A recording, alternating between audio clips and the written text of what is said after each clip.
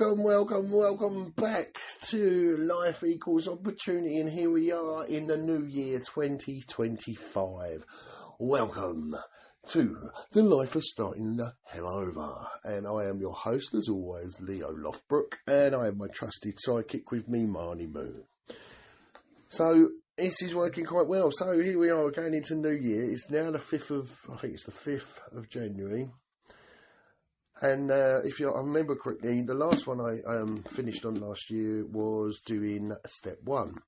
So being January, and if you know anything about program, January is the month for step 1.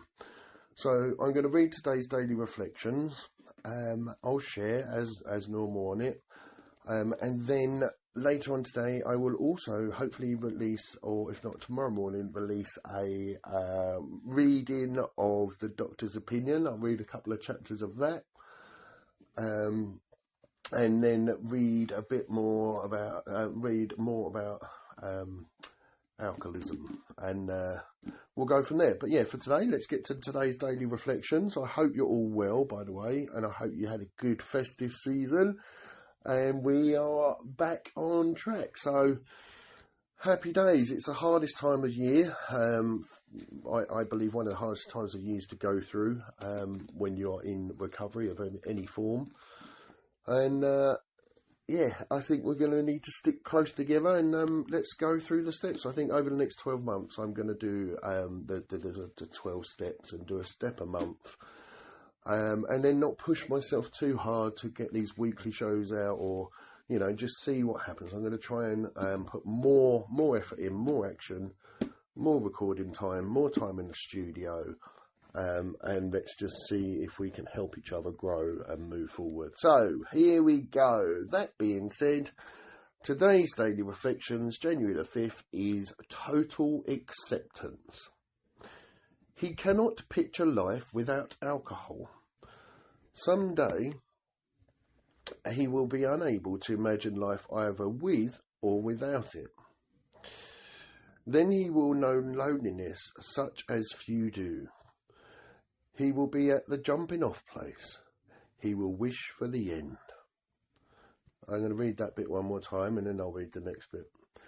He cannot picture life without alcohol. Someday he will be unable to imagine life either with alcohol or without it. Then he will know loneliness such as only few do.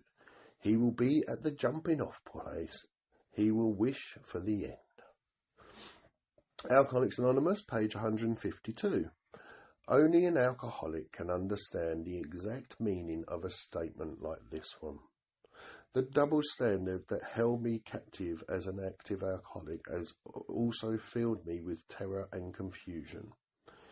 If I don't get a drink, I'm going to die. Competed with, if I continue drinking, it's going to kill me. Both compulsive thoughts pushed me ever closer to the bottom. That bottom produced a total acceptance of my alcoholism, of my problem, of my addiction, with no reservations whatsoever, and one that was absolutely essential for my recovery. It was a dilemma unlike anything I had ever faced, but as I found out later on, a necessary one if I was to succeed in this program.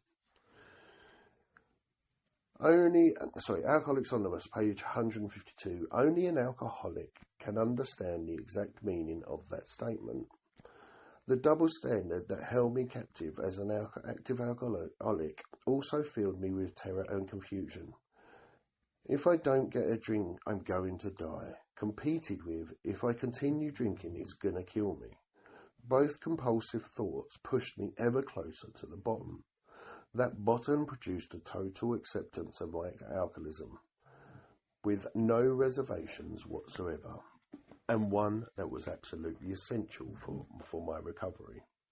It was a dilemma unlike anything I had ever faced, but as I found out later on, a necessary one if I was to succeed in this program. Oh, there's a lot of information in that, in both of those two readings there. Total acceptance. Now, I would say that today I have a much stronger understanding of the meaning behind that phrase, total acceptance. Like I've worked through the steps as we do, and then I believe, as many do, that you have to work these steps every single day and for the rest of your life. And some days you work some days you work lots, some days you might not work any, but the idea is to practice these principles in all of our affairs, and it's progression, not perfection. And I will say that when I went through these the first time, I truly believe I had accepted my fate, because in the beginning, I think my acceptance levels were a lot lower, but at the same time, and by that I mean my understanding, because I knew my life was doomed. I knew that it was unmanageable. I could accept it was unmanageable. I could accept that I couldn't control it. I understood that, and that was all the acceptance I needed then. And now today, fast forward 4.5, nearly 5 years in the program, with I think just over 2.5 years sober.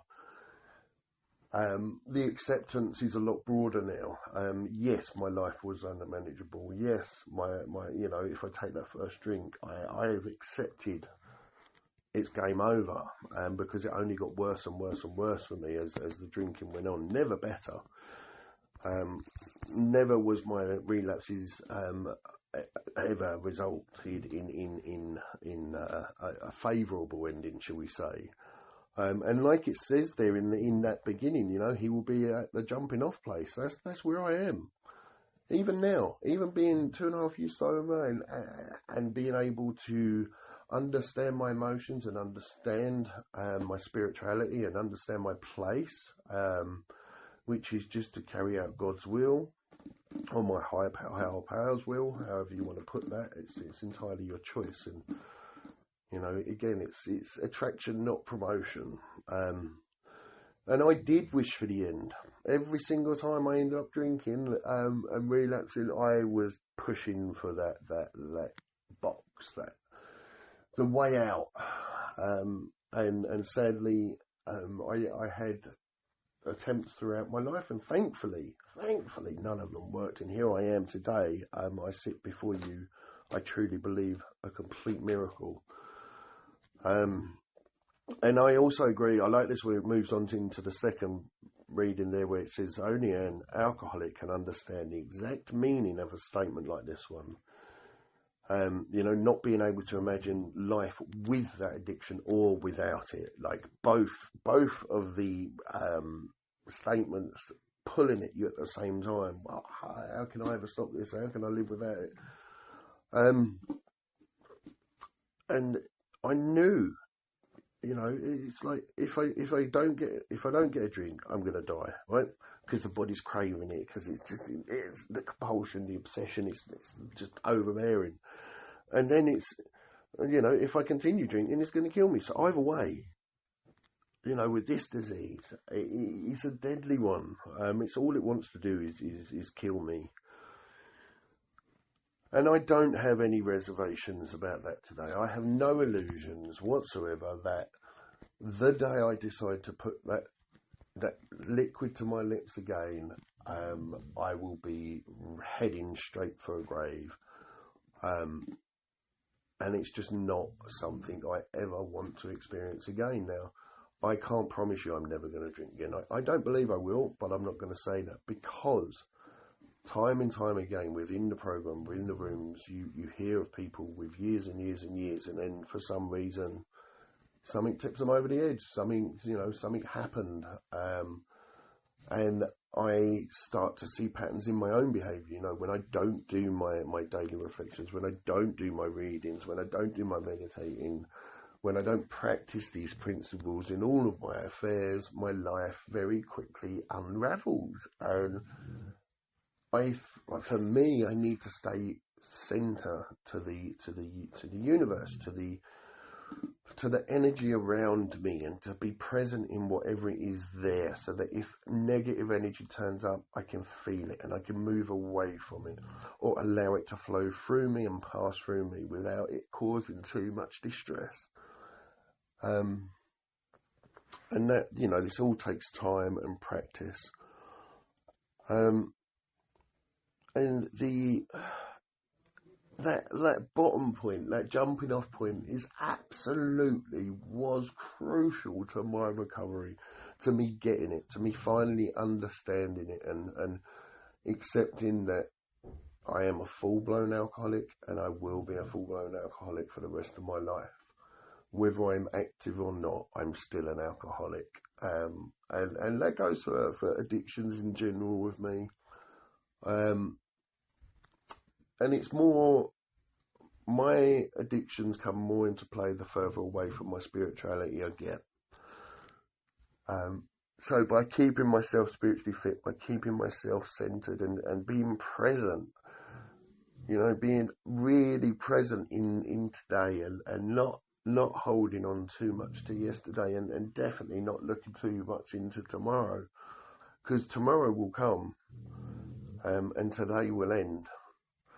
But this moment right here will never come again. So it's about making it as much of that every moment count as possible in any way we can. My dog's now snoring away next to me, bless her, Marnie Moo. She assured me she'd be able to stay awake recording, but she's failed miserably, but it's no different to me. Anyway, I'm rambling, so I'm going to read the reflections one more time for you, and then I will close out the show. And as I say, there'll be another recording coming with probably the doctor's opinion first. I may not read all of it, but we shall see. Anyway, without further ado, I wish you a beautiful day. And here is the Daily Reflections one more time by me, L.E.O. Loughbrook. Total acceptance. January the 5th. He cannot picture life without alcohol. Someday he will be unable to imagine life either with alcohol or without it. Then he will know loneliness such as few do. He will be at the jumping off place. He will wish for the end. Alcoholics Anonymous, page 152. Only an alcoholic can understand the exact meaning of a statement like this one. The double standard that held me captive as an active alcoholic also filled me with terror and confusion. If I don't get a drink, I'm going to die. Competed with, if I do continue drinking, it's going to kill me. Both compulsive thoughts pushed me ever closer to the bottom. That bottom produced a total acceptance of my alcoholism, with no reservations whatsoever, and one that was absolutely essential for my recovery. It was a dilemma unlike anything I had ever faced, but as I found out later on, a necessary one if I was to succeed in this program of recovery. Thank you very much, and as always, this was Life Equals Opportunity, and I am your host, L.E.O. Loughbrook. Peace, creatures of the night, daywalkers.